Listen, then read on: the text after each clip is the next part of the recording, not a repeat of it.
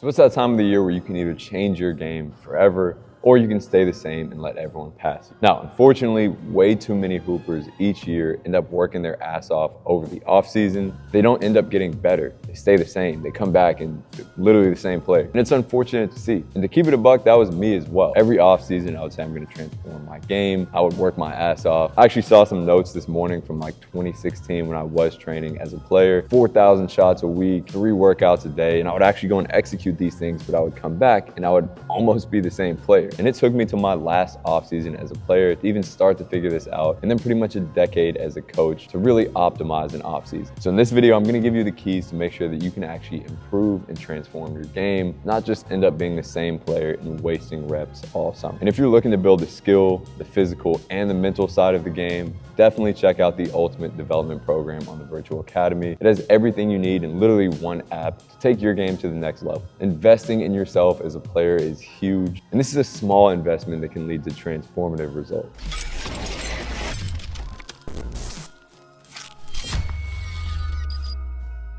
So first off is how to design or approach your training. The big key here is keeping play as the priority and then on-air drills as supplements. And this is one of the biggest problems that I see in hoopers off-season is that they don't play enough. There's not enough live defense. We need defense and live play to develop feel, to become adaptable, to learn how to actually execute things on defenders, to build the mental side of the game. Because if you're always going against a ghost, it's gonna be tough to really develop the aggression, the confidence, the emotional control. The bottom line here is that you gotta play basketball. And I don't want you guys to end up being the guy or the girl who trains essentially on a punching bag all summer or just on air. And then you come back into the ring and get knocked out in the first few seconds because you're not used to actually going against humans. Now, a huge misconception here is that play is just pickup and that I'm telling you to go play pickup all summer. And that's not the case. Play can be games that are carefully crafted to develop certain skills or decisions. And if as a player or a coach watching this, of course, if you can learn how to design games to get the most out of it, that's gonna take you to the next level, I promise you. So how do you actually design these games? It's actually not that difficult, and there's really no right or wrong answer here, but I'll give you some tools. Number one, you're gonna choose a decision, a situation, or a skill. A decision can be something like this. If you struggle when you get into those gap defenders and you don't know whether to split that,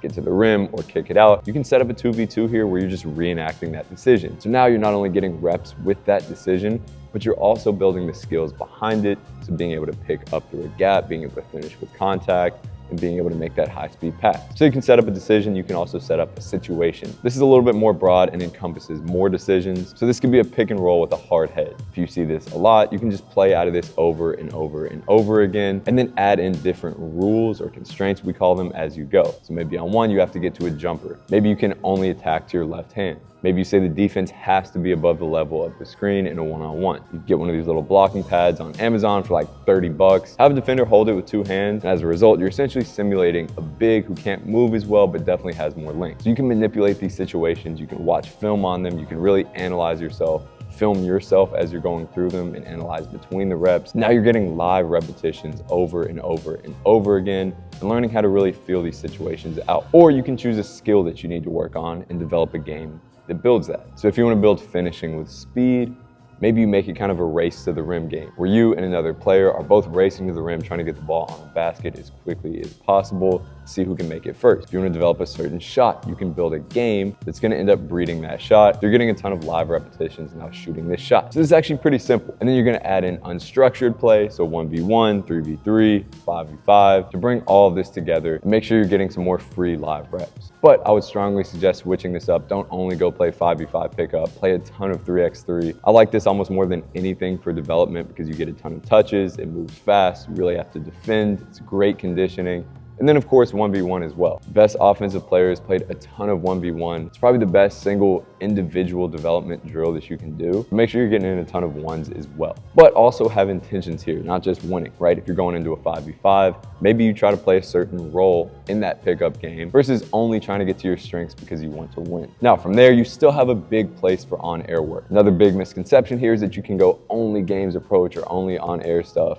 For me, I like to use the games to inform what we do on air. So if you're seeing things in your ball screen reps that we talked about earlier, you just can't really get down or you're not making enough of those shots. Okay, when you don't have defenders to work with or on your lighter days, that's where you work on those shots by yourself. So if you struggle coming off of a hard hedge, getting to your right and then shooting off of that, you can rep that out on air. If you don't really have the coordination down for a certain move that you want to use when you're playing 1v1, don't experiment with that on air. And then also this is about building general qualities as well. If you struggle to finish with contact and you just can't really pick it up, maybe it's a body control issue. You have to get outside of the box, try some weird stuff, really overload that system and build qualities like body control or ball manipulation in the air or ability to find the rim. But this takes reverse engineering these skills. And then lastly, get up volume. At the end of workouts, on lighter days when you're doing on-air stuff, we still need a ton of repetitions. Try to make these quality repetitions. Move spots a little bit each time, switch up your footwork, implement what we call variability to make sure you're getting the most out of it. Pillar number 2 to your offseason is having a plan. The way I like to approach this with players is finding the rate limiting factor, we call it.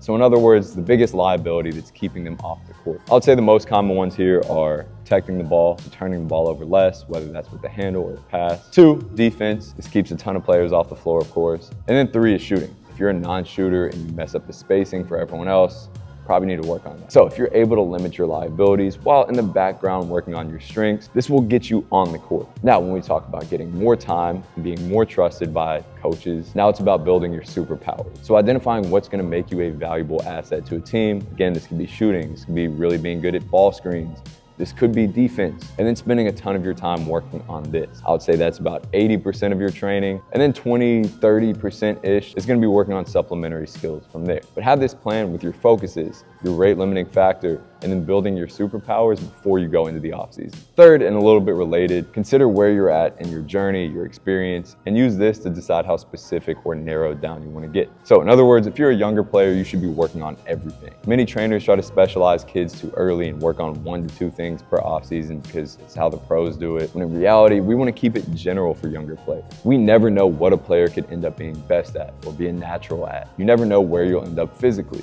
So if a player is tall and they start working on post hooks at 12 years old, there's a good chance they don't grow much more and they end up being a guard without guard skill. 3, you're not good at really anything yet, so you're gonna have liabilities if you only focus on certain things. And 4, as a kid, you don't know your game well enough yet. You don't really know what your strengths, your weaknesses, what a ton of different skills even are. So you should be more so exposing yourself to anything to become more adaptable to roles later on. Now, the higher of a level you get to, you start to understand your play style, your game, your weaknesses, your strengths. You can get more specific there.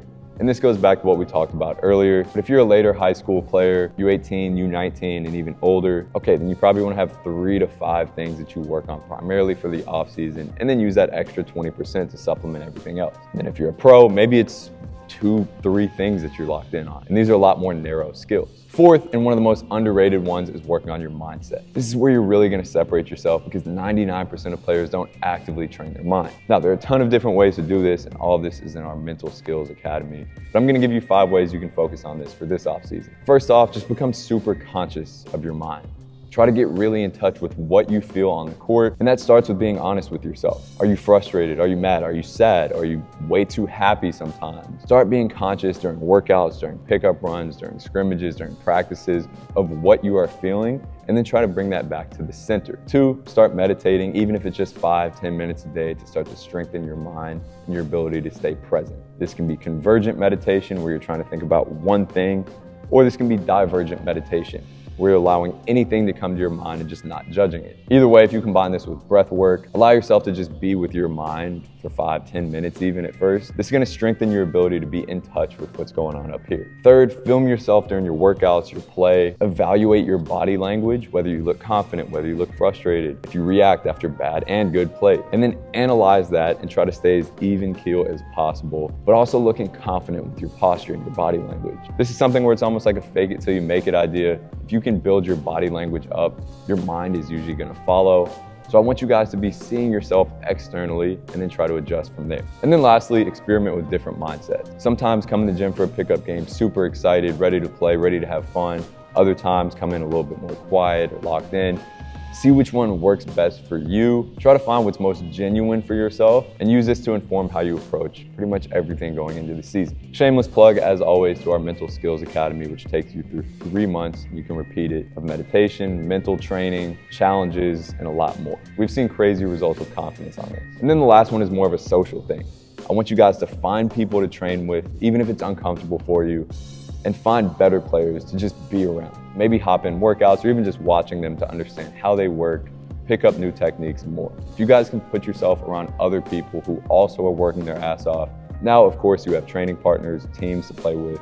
You probably get access to more pickup, but you're also able to learn from other people and their techniques and how they approach the game. And this is one of the biggest things that we see every summer here in Miami, where if we have pros in here, our young players start to imitate some of the things that they do and pick it up without us even teaching it. Right now we have 30 players in the gym from 15 different countries, and all of them are starting to learn each other's playing styles, push each other, really challenge one another. And this is what really breeds a lot of improvement. It's not always about the drills, the techniques, the specificity of everything that you're doing. A lot of this just comes down to a social effect. You need to get outside of your comfort zone to find other hoopers. So none of this is gonna be easy, right?